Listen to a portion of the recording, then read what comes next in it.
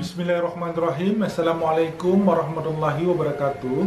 Jumpa lagi sahabat dengan channel Puyuh KRI, ternak puyuh rumahan yang praktis dan sederhana.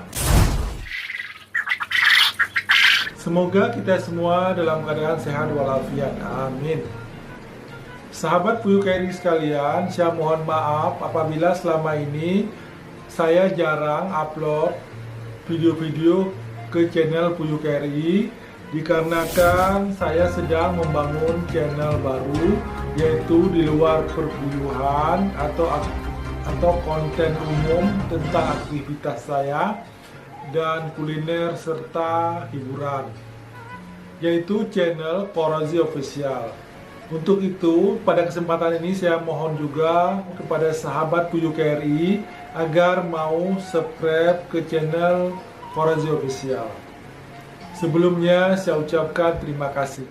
Pada kesempatan ini saya khususkan untuk membuat video, yaitu menjawab pertanyaan-pertanyaan sahabat Puyuh KRI yang begitu banyak. Apalagi selama ini saya jarang aktif, namun ternyata alhamdulillah, dan saya mengucapkan terima kasih kepada sahabat sekalian yang terus mau menonton video-video Puyuh KRI yang lama, meskipun saya tidak ngupload yang baru. Dan saya melihat begitu banyak pertanyaan yang belum saya jawab. Nah, pada kesempatan ini saya menyempatkan untuk menjawab pertanyaan-pertanyaan dari sahabat Puyuh KRI, tentunya sebagai sharing atau berbagi pengalaman saja. Tentunya sekali lagi saya mengucapkan terima kasih kepada sahabat yang setia mau menonton video-video saya, baik di Puyuh KRI maupun sekarang di channel Korozi Official. Semoga dapat menghibur dan sekaligus bermanfaat bagi kita semua. Pada kesempatan ini saya akan menjelaskan atau menginfokan kepada sahabat sekalian yang mau mendapatkan bibit puyuh, baik itu puyuh siap telur atau PST, anak puyuh umur sehari atau apus, kandang puyuh, mesin tetas dan lainnya, itu bisa menghubungi WA yang tertera di layar dan juga ada di kolom deskripsi. Namun saya pesannya bagi setiap yang menghubungi melalui WA, terlebih dahulu mohon menyebutkan nama dan lokasi. Karena terus terang untuk pengiriman itu sangat terbatas, karena biasanya kita fokus ke area Jabodetabek, yaitu Jakarta, Bogor, Tangerang, Bekasi, dan sekitaran Karawang dan Cikampek, Banten dan sekitarnya. Untuk di luar daerah tersebut belum bisa kita mengirimnya.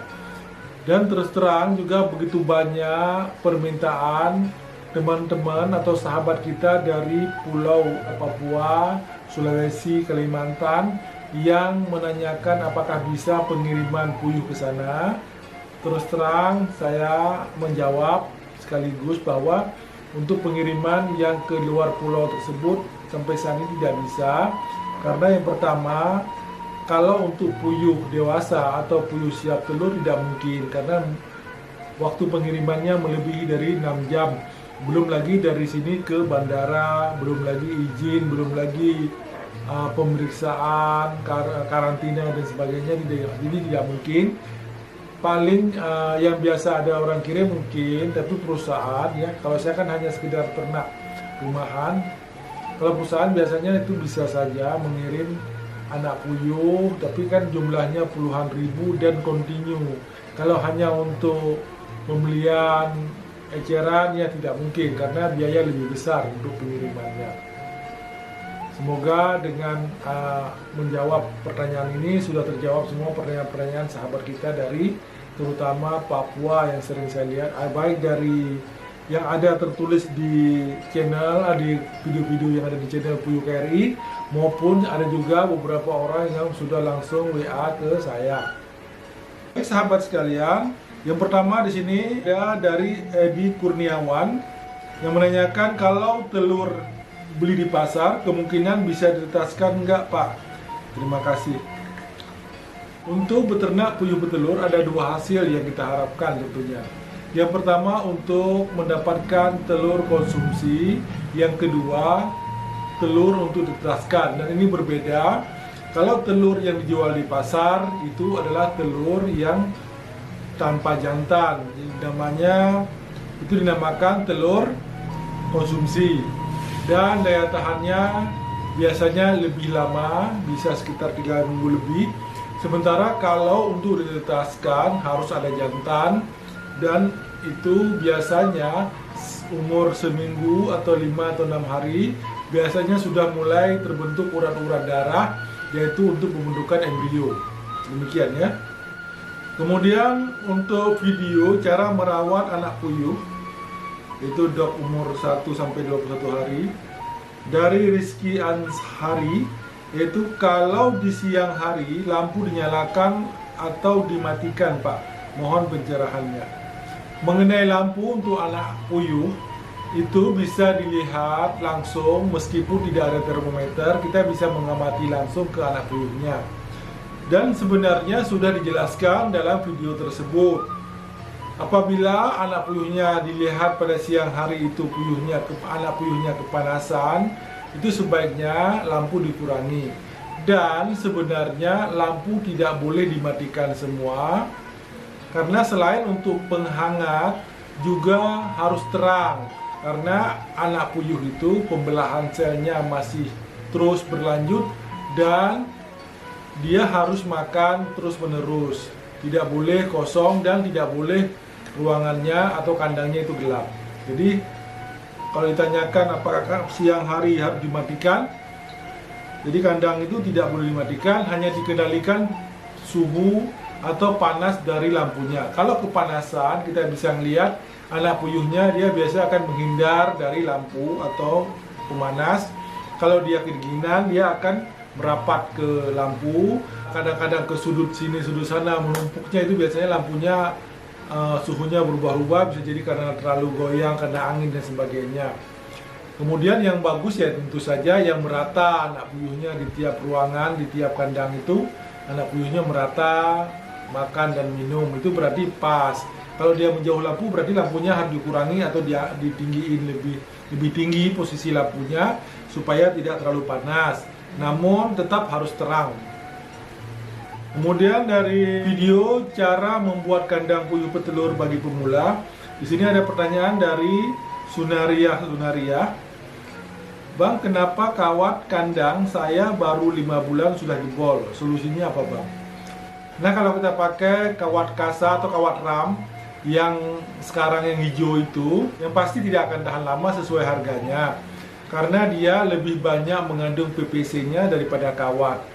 Apabila bobot puyuh atau jumlah puyuhnya melebihi dalam kandang, tentu lebih berat. Biasanya sih kalau saya itu setahun itu masih bisa. Tapi apabila 5 bulan seperti yang disebutkan ini sudah jebol, berarti harus ganti kawat yang lebih bagus. Sebenarnya kawat yang lebih kuat banyak, seperti kawat galvanis, bisa dilihat di online-nya, dan harganya juga lumayan. Ada yang menanyakan juga apakah pakan ayam petelur bisa dijadikan untuk pakan puyuh petelur. Sebenarnya tidak pas karena kandungan nutrisinya berbeda.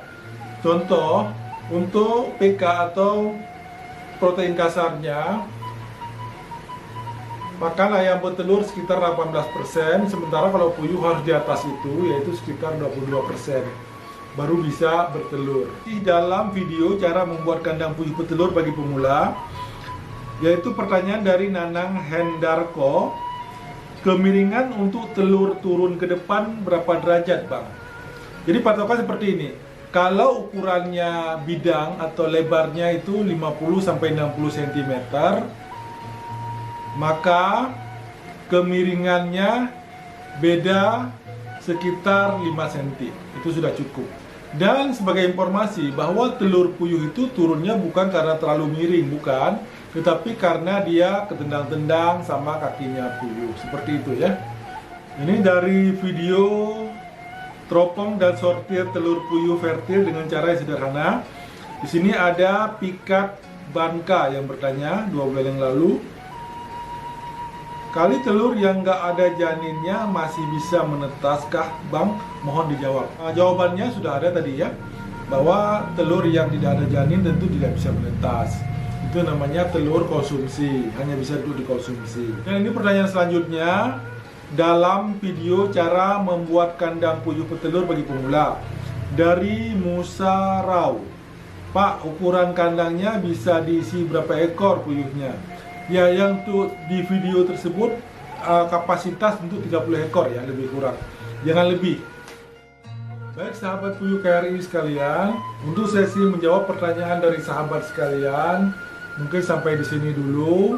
Nanti kita akan buat lagi untuk menjawab pertanyaan-pertanyaan lagi yang masih banyak belum terjawab. Baik di saat saya masih aktif mengupload video maupun di saat saya tidak aktif mengupload video. Dan saya mohon maaf juga bila ada kekurangan baik dalam video ini maupun dalam penjelasan di video-video saya yang sudah pernah saya upload di Puyuh KRI. Terima kasih juga kepada Anda yang sudah mau menonton video ini dari awal sampai akhir. Dan bagi yang belum atau yang baru saja menemukan channel ini, mohon bantu untuk subscribe channelnya dan like video-video, serta jangan lupa nyalakan juga lonceng supaya Anda tidak ketinggalan video-video terbaru dari Puyuh KRI dan channel Corazo Official. Baik sahabat, terima kasih atas segala perhatian dan mohon maaf atas segala kekurangan. Wassalamualaikum warahmatullahi wabarakatuh. Tetap semangat.